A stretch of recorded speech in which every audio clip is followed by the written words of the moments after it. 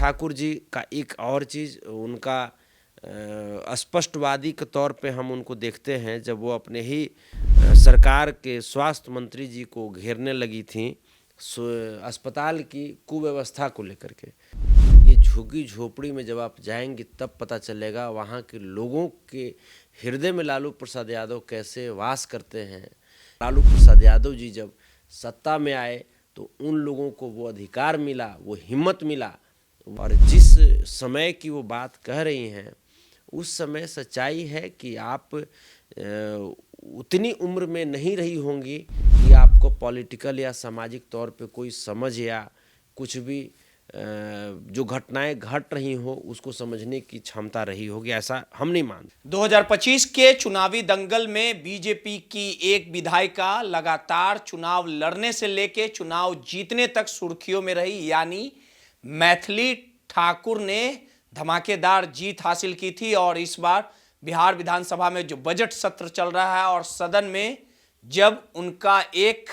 बयान काफी वायरल हो गया। दरअसल जब सदन के अंदर मैथिली ठाकुर जो बीजेपी की विधायिका है, सबसे कम उम्र की विधायिका है, जब वो सदन में भाषण दे रही थी तो उन्होंने लालू और राबड़ी के शासनकाल को लेके घेरने का काम किया और साफ लफ्जों में कहा कि 90 के दशक के वो दौर में लालू और राबड़ी का जो शासन था जिसमें जघन्य अपराध होता था, बेटियां सुरक्षित नहीं थी, और साफ तौर पे लालू यादव पर निशाना साधा, लालू यादव के कार्यकाल पर सवाल उठाया और उनके इस सवाल पर भाषण के तमाम मुद्दों पर कहीं ना कहीं जो लालू प्रसाद यादव की बेटी रोहिणी आचार्य हैं वो सामने आती है और साफ शब्दों में कहती है कि बीजेपी की ये जो नौसिखिया विधायिका हैं उन्हें पहले अपने सरकार में हो रहे कार्यकाल नीट प्रकरण से लेकर दरभंगा में 6 साल की बच्ची के साथ दुष्कर्म प्रकरण पर सदन में बोलना चाहिए था, और जो वो भाषण रटा रटाया रट रही हैं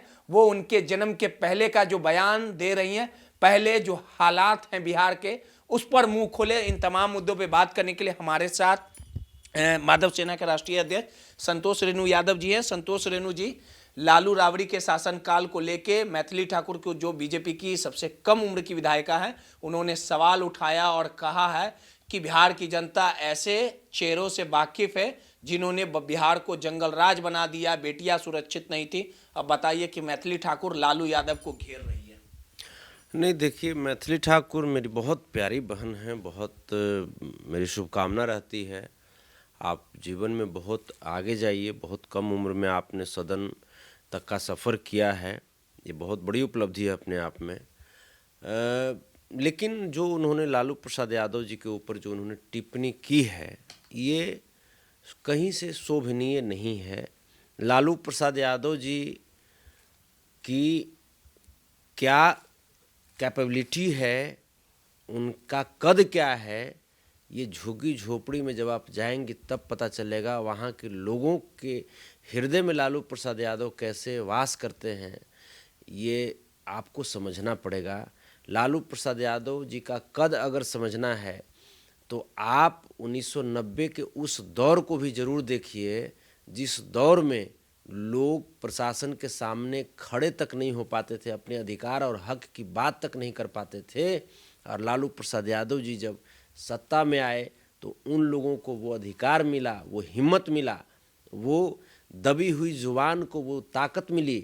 कि वो भी अपने हक और अधिकार के लिए पुलिस प्रशासन या न्यायालय में भी जा कर के लड़ाइयाँ लड़ना शुरू कर दिए। तो लालू प्रसाद यादव, साथ ही साथ लालू प्रसाद यादव जी सिर्फ हिंदुस्तान के नहीं पूरी दुनिया के सबसे चर्चित नेता में से रहे हैं।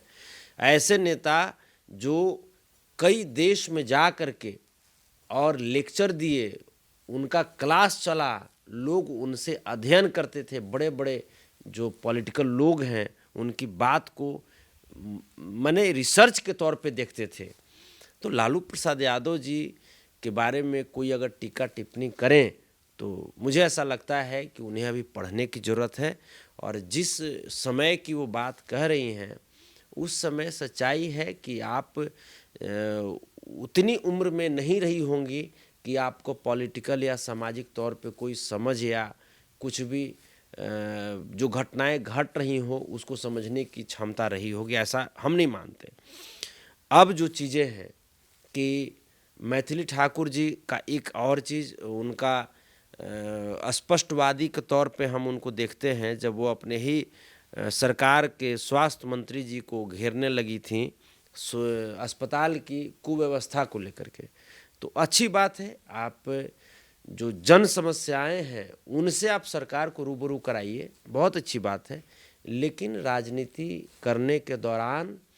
अपने जो सीनियर हैं उनके साथ उनके बारे में कैसे बयानबाजी की जानी चाहिए,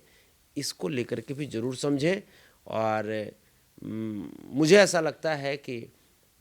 लालू प्रसाद यादव जी या अटल बिहारी वाजपेयी जी या इंदिरा गांधी जी या डॉक्टर मनमोहन सिंह जी या डॉक्टर APJ अब्दुल कलाम जी, इन लोगों के ऊपर टीका टिप्पणी करने से पहले 100 बार जरूर सोचें कि किन शब्दों के साथ इनके ऊपर टीका टिप्पणी करें, इनके बारे में किन शब्दों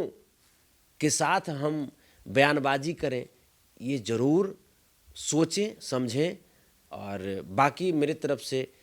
भविष्य रोहिणी आचार्य ने घेरने का काम किया। रोहिणी आचार्य ने साफ तौर पे कहा है कि पहले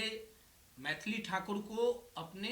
जन्म के बाद का जो क्राइम घटा है उस पे बोलना चाहिए। नीट प्रकरण, दरभंगा में 6 साल की बच्ची पर जुबान नहीं खुल रही है और जन्म के पहले वाले ही सरकार के बारे में घेर रही है। अभी तो वो विधायिका हैं, तो आखिर नीट प्रकरण पर क्यों नहीं बोल रही है? दरभंगा में 6 साल की बच्ची पर क्यों नहीं बोल रही है? रोहिणी आचार्य ने साफ तौर पे सवाल उठाया। आप क्या कहेंगे रोहिणी आचार्य के बयान को लेके? देखिए, रोहिणी आचार्य जी एक बहुत ही स्पष्टवादी महिला के रूप में, सशक्त महिला के रूप में जानी जाती हैं। उनका भी जो सवाल है वो वाजिब है कि आप जब सरकार में हैं और आप महिला का प्रतिनिधित्व करती हैं सदन में, तो आपको जो भी अभी वर्तमान में जो भी प्रकरण चल रहा है वो प्रकरण कहाँ तक सही है, कहाँ तक गलत है, कहाँ तक उसमें प्रशासन लिपापोती कर रही है, कहाँ तक एक्टिव है प्रशासन, ये बात की बात है। लेकिन चूंकि आप महिला की, आप आधी आबादी की प्रतिनिधित्व कर रही हैं, तो ये आपकी जिम्मेवारी बनती है कि चाहे वो नीट प्रकरण का मामला हो, चाहे वो दरभंगा में जो घटना हुआ वो मामला हो, चाहे औरंगाबाद की बच्ची के साथ जो मामला हुआ वो मामला हो, ऐसे तमाम जो भी संगीन मामले हैं उनको सदन के पटल तक रखिए, सवाल पूछिए, सदन को रूबरू कराइए, क्योंकि आप आधी आबादी की प्रतिनिधित्व कर रही हैं। चलिए, सीधे तौर पे मैथिली ठाकुर के बयान के बाद लालू प्रसाद यादव और राबड़ी देवी के कार्यकाल पर जिस प्रकार से मैथिली ठाकुर ने सदन में सवाल उठाया था और इस पूरे भाषण को लेके जो रोहिणी आचार्य हैं, तेजस्वी यादव की बहन है, वो मैथिली ठाकुर को नौसिखिया विधायक बताया था और इस पूरे मामले में संतोष रेणु यादव ने भी कहीं ना कहीं मैथिली ठाकुर को घेरने का काम किया है। सहयोगी राहुल के साथ रोहित, माई PDS समाचार, पटना।